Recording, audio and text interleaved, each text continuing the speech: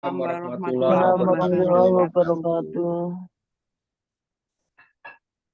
Bismillah, alhamdulillah. Alhamdulillahilladzi amarna al-i'tisama bihablillahi matin. Salatu wassalamu ala sayyidil mursalin Muhammadin wa ala alihi wa ashabil mujahidin at-tahirin.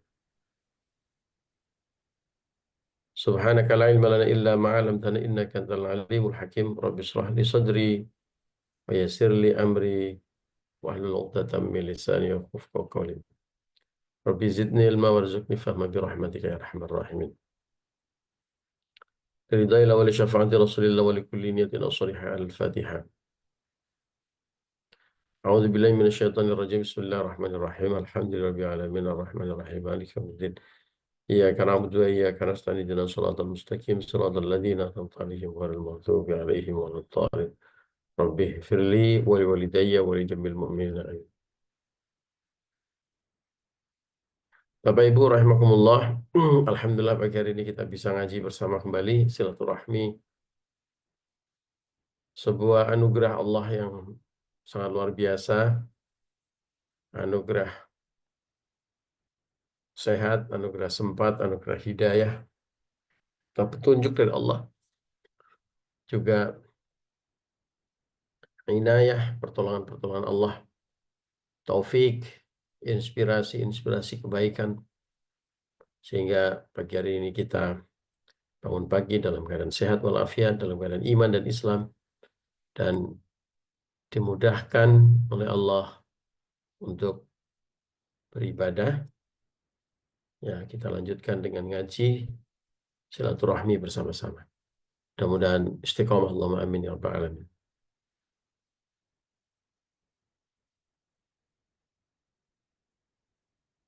Bapak Ibu dan teman-teman, pagi hari ini kita lanjutkan ngaji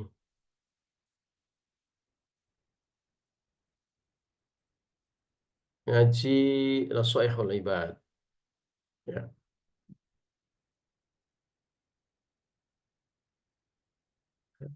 Nasihat-nasihat untuk ibad, abdun, hamba-hamba Allah. Tentu untuk kita semuanya mudah-mudahan memberikan semangat sekaligus juga inspirasi, ya, untuk bisa mengamalkannya, sehingga mudah-mudahan kita bisa menjadi hamba Allah yang selalu mendapatkan hidayah serta petunjuknya. Amin ya rabbal alamin. Pagi hari ini kita membaca makalah ke-13 dari bab 3 kitab Nasha'ihul Ibad. A'udzu billahi minasyaitonir rajim. Bismillahirrahmanirrahim.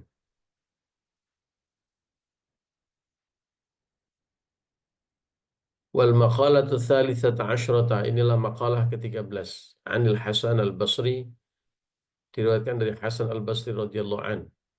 Hasan al-Basri ini salah satu wa huwa min akabirit tabi'in. Nah, dikasih penjelasan di sini. Dia adalah salah satu tabi'in terbesar, bukan besar badannya, ya, tapi besar kapasitas ilmunya, kealimannya, kesolihannya, ya, teladannya. Tabi'in itu generasi setelah sahabat. Jadi sahabat itu orang yang sudah beriman dan pernah berjumpa dengan Nabi, hidup satu era dengan Nabi dan pernah berjumpa dengan Nabi. Meskipun beriman, meskipun hidup di zaman Nabi, kalau tidak pernah berjumpa itu tidak masuk kategori sahabat. Ya, contohnya yang sangat terkenal adalah Uwais Al-Qarni. Ya, Uwais itu hidup sezaman dengan Kanjeng Nabi, beriman, pernah berusaha untuk berjumpa dengan Kanjeng Nabi, tapi telisiban kata orang Jawa. Ya, telisiban itu selisih. Pas Uwais datang ke Madinah, Kanjeng Nabi sedang keluar memimpin ekspedisi dakwah keluar dari Madinah. sehingga tidak bisa berjumpa dengan Kanjeng Nabi. Meskipun hidup sezaman, meskipun berjumpa dengan Nabi, tetapi tidak beriman sampai meninggal dunia, ya maka dia tidak masuk kategori sahabat. Misalnya Abu Jahal, ya, Abu Lahab. Abu Sofyan awalnya tidak beriman, tapi belakangan setelah Fathu Makkah beliau beriman, maka termasuk kategori sahabat. Nah, tabi'in itu generasi sesudahnya. Ya, generasi sesudahnya yaitu orang-orang yang sudah beriman, hidup sesama dengan para sahabat dan berjumpa dengan para sahabat. Nah, ini kategorisasi ini penting karena ada Zoom, belum ada digital, belum ada telepon, video call. Jadi salah satu ukuran atau indikator seseorang itu nyambung atau muttasilus sanad, ya. Kalau bicara, oh ini dari Kanjeng Nabi dari sahabat. Nah, kamu siapa? Tabiin. Saya pernah berjumpa dengan sahabat. Nah, itu bukan gaya-gayaan, bukan untuk status, ya, bukan untuk pamer, bukan, tetapi untuk menunjukkan pesan-pesan yang beliau sampaikan, itu pesan dari generasi keberapa, nyambung nggak dengan generasi atasnya. Nah, kalau sahabat, berarti beliau nyambung dengan Rasulullah. Berarti kalau ada pesan, sanad, ilmu, garis sanadnya itu nyambung kepada Kanjeng Nabi. Oh iya, beliau pernah ketemu Kanjeng Nabi. Beliau membawakan pesan dari Kanjeng Nabi, bisa dipercaya. Kalau nggak pernah ketemu dengan Kanjeng Nabi, bagaimana mendapatkan pesan?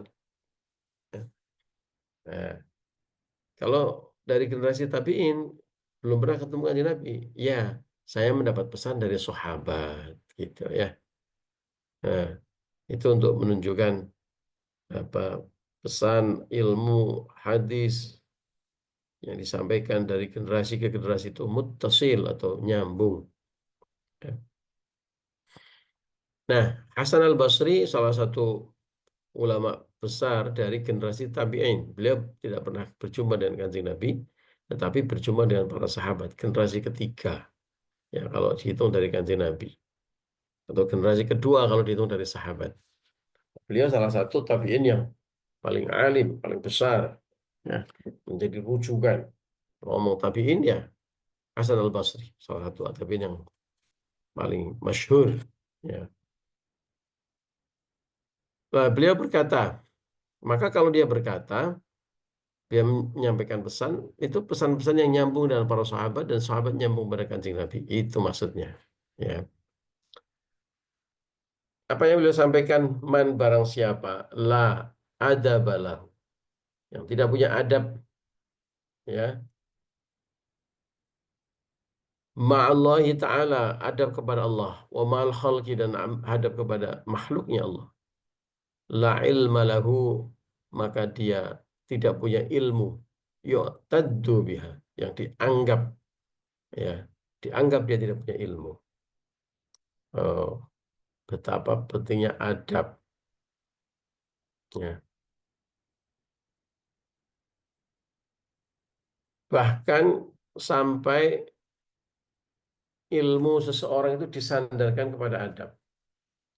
Sepintar apapun, sehebat apapun seseorang, kalau dia nggak punya adab, budi pekerti, sopan santun, akhlak, tata krama, ya, maka dia tidak dianggap punya ilmu. Nah, betapa pentingnya adab. Sampai-sampai Kanjeng Nabi itu bersabda, Innama bu'itsu liutammima makarimal akhlak.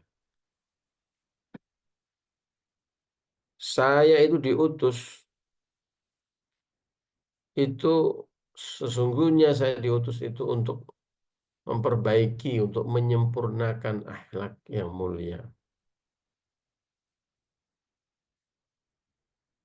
Sifat, karakter, respon, ekspresi terhadap apa yang kita lakukan atau yang terjadi pada diri kita. Ya, itulah akhlak, itulah adab. Nah, orang sama-sama misalnya bertemu dengan orang yang lebih sepuh, lebih dewasa, lebih tua, lebih punya ilmu, misalnya guru kita. Ada yang biasa saja, ya bicaranya seperti dengan teman, sopan santun, unggah-ungguh bahasa tubuhnya, sikapnya. Ada yang sangat menghormati karena beliau lebih alim atau lebih sepuh, lebih tua. Ada yang malah menyepelekan. Nah, itulah akhlak, itulah adab. Ya, cara bicara, cara kita berekspresi dengan wajah, tangan, dan seluruh tubuh kita, gesture bahasa tubuh, cara kita berjalan, ya, sampai cara kita, apapun yang kita lakukan untuk merespon, atau apapun ekspresi kita, itulah adab. Ya. Nah, dalam makalah ini dijelaskan, adab itu bisa ma'allah, ma'al khalqi. Adab kepada Allah, adab kepada makhluknya Allah. Adab kepada Allah itu ya bagaimana kita berperilaku, bersikap. Ya, apakah seseorang itu tunduk kepada aturan Allah atau sebaliknya durhaka? Apakah seseorang memperhatikan dan mementingkan, ya, dan beda ya. Kita telepon atau kita bicara dengan orang yang respect dengan kita, menghormati kita, ya, menganggap kita penting, dengan yang sebaliknya. Ya, Bapak Ibu masuk ke hotel, hotel bintang 3 atau bintang 4 lah. Ya. Sebagai tamu hotel, kira-kira bagaimana responnya para doorman, penjaga pintu, sampai resepsionis? Wah, apalagi hotel bintang 5 gitu ya. Siapa? Mari Pak, mari Pak. Selamat datang Pak. Wah, tersenyum. Terus diambilkan tasnya, dibawakan. Ya. Resepsionis pun tanyanya sangat sopan, gitu ya. Mohon izin Bapak, bisa dibantu kartu identitas? Nah, minta KTP aja bahasanya muter-muter. Ya. Mohon izin Bapak, bisa dibantu kartu identitas. Tapi kalau kita datang sebagai pelamar kerja atau orang yang bukan sebagai tamu, gitu ya, itu sikapnya sudah berbeda. Apalagi kalau misalnya kita datang ke penginapan kelas kupu-kupu, apa yang nggak jelas gitu. Tanya KTP-nya pun langsung, mana KTP-nya Pak? Wah, sudah berbeda. Nah, begitulah cara kita merespon kepada orang, makhluk, maupun kepada Allah. Ya. Kalau meresponnya Allah atau bersikapnya dengan Allah itu penuh dengan respect atau penghormatan, mementingkan Allah. Salah satu indikatornya Allah mementingkan ya kalau dipanggil segera merespon. Ya, dipanggil itu bukan berarti dipanggil oleh malaikat maut ya. Tetapi misalnya azan, azan itu kan panggilan Allah. Ya, ayat Allah dibacakan. Ya, kira-kira bergetar nggak hati kita? Merespon dengan segera nggak? Mementingkan nggak itu? Itu akhlak adab kepada Allah. Ya, sama dengan kalau kita manggil seseorang, orang itu cuek, ya bahkan ada yang marah. Nah, itu akhlaknya gimana kira-kira menilai? Akhlaknya bejat gitu kan, kita pasti marah. Kita panggil malah dia marah. Apa sih manggil-manggil aja? Bisa diam nggak? Oh, nah begitu kurang lebih akhlaknya kepada Allah. Kalau dipanggil oleh Allah itu bukan segera menghadap dengan penuh kekhusyuan, tetapi malah cuek atau bahkan marah-marah, ya itulah berarti adab dia kepada Allah. Ya adab yang tidak beradab, ya yang tidak sopan, yang tidak berakhlak. Nah, jadi bukan hanya dengan makhluk saja, termasuk dengan Allah Subhanahu wa taala. Kalau kita ngasih tahu seseorang, kita diperhatikan, omongan kita diperhatikan, bahkan kemudian dilakukan apa yang kita lakukan, maka itulah adab dia kepada kita. Demikian juga kita kepada Allah. Kalau Allah berfirman, Allah membuat aturan sesuatu, kita khusyuk, kita mendengarkan, kita perhatikan dan kita jalankan, itulah adab kita kepada Allah. Atau sebaliknya, ya, dilarang malah ditabrak, disuruh malah ditinggalkan. Nah, itu berarti adabnya adab yang durhaka kepada Allah. Termasuk sampai hal-hal kecil, misalnya saat kita berdoa kepada Allah, ya, saat kita harus menentukan pilihan, ini memilih hawa nafsu atau memilih perintah atau larangan Allah, ya, itu semuanya adab kepada Allah. Jadi bukan hanya kepada makhluk sudah sangat jelas. Nah, sehebat apapun Bapak Ibu, sepintar apapun seseorang, kalau dia tidak beradab baik kepada Allah maupun adab kepada sesama manusia, maka dia tidak dianggap punya ilmu, tidak dianggap pintar. Ya, dia dia dianggap seperti pohon yang tanpa buah. Ada pohonnya, daunnya jatuh bikin sampah setiap hari, tapi tidak ada manfaatnya. Maka dianggaplah pohon itu tidak ada. Maka dianggaplah seseorang itu ilmunya tidak ada. Maka banyak sekali nasihat para ulama, adab itu di atas ilmu. Ya, jadi tidak cukup pinter, tidak cukup menguasai suatu ilmu, ya.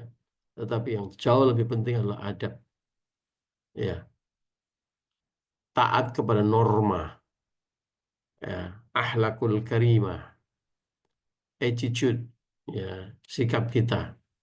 Maka penting sekali buat kita para orang tua mengajarkan kepada anak-anak kita.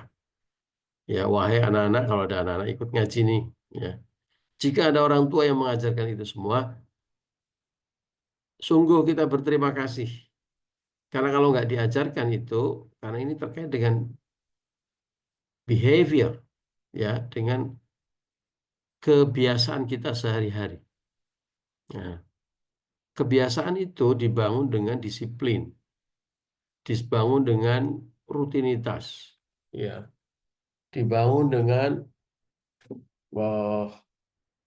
apa namanya, eh apa bahasa Indonesianya,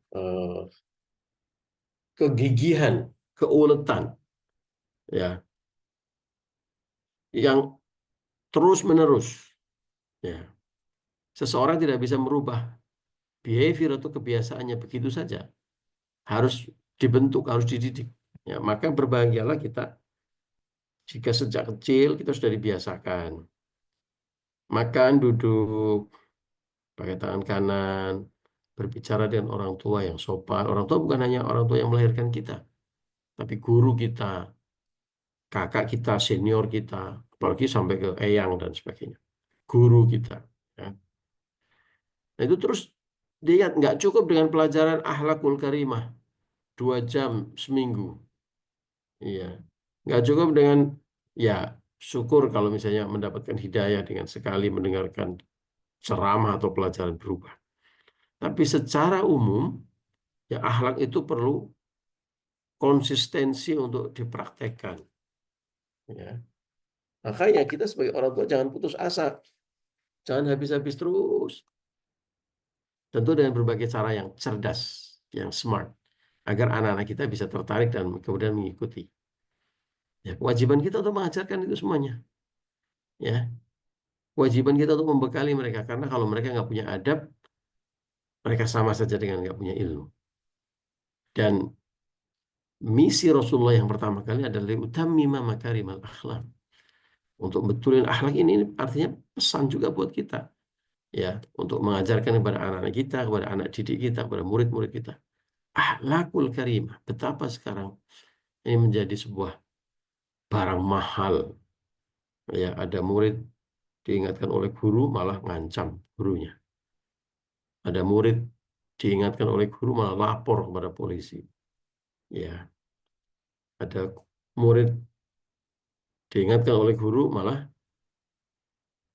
bukan ditaati, ya, malah dibully gurunya. Ya, naudzubillah subhanallah. Maka di satu sisi kita berbahagia, kita dibesarkan dalam lingkungan dan keluarga yang mengajarkan kita tentang akhlakul karimah. Di sisi yang lain itu juga pelajaran buat kita agar tanpa henti kita juga mengajarkan akhlakul karimah, adab kepada keluarga, anak-anak kita, terutama murid-murid kita. Ya, karena ini menjadi salah satu pilar penting agama kita. Bahkan sampai Kanjeng Nabi diutus itu liutammima makarimal akhlak. Jadi semua yang diajarkan Kanjeng Nabi, salah satu puncaknya adalah adab, baik adab kepada Allah Subhanahu wa taala maupun adab kepada makhluknya. Mudah-mudahan kita diberi kekuatan, diberi hidayah dan diberi kekuatan untuk selalu berakhlakul karimah, selalu eh, mempraktekkan adab-adab yang solih baik kepada Allah maupun kepada makhluknya. Dan mudah-mudahan dengan itu semuanya ilmu kita menjadi ilmu yang barokah dan manfaat. Allahumma amin ya rabbal alamin. Demikian Bapak Ibu ngaji kita pagi hari ini. Insya Allah nanti minggu depan di hari Rabu kita lanjutkan di poin yang kedua dari nasihat Hasan al-Basri untuk kita semuanya. Mohon maaf atas segala kekurangan dan kekhilafan. Wallahul muwaffiq ila aqwamit thoriq. Assalamualaikum warahmatullahi wabarakatuh. Waalaikumsalam warahmatullahi wabarakatuh. Kalau ada yang mau disampaikan atau ditanyakan,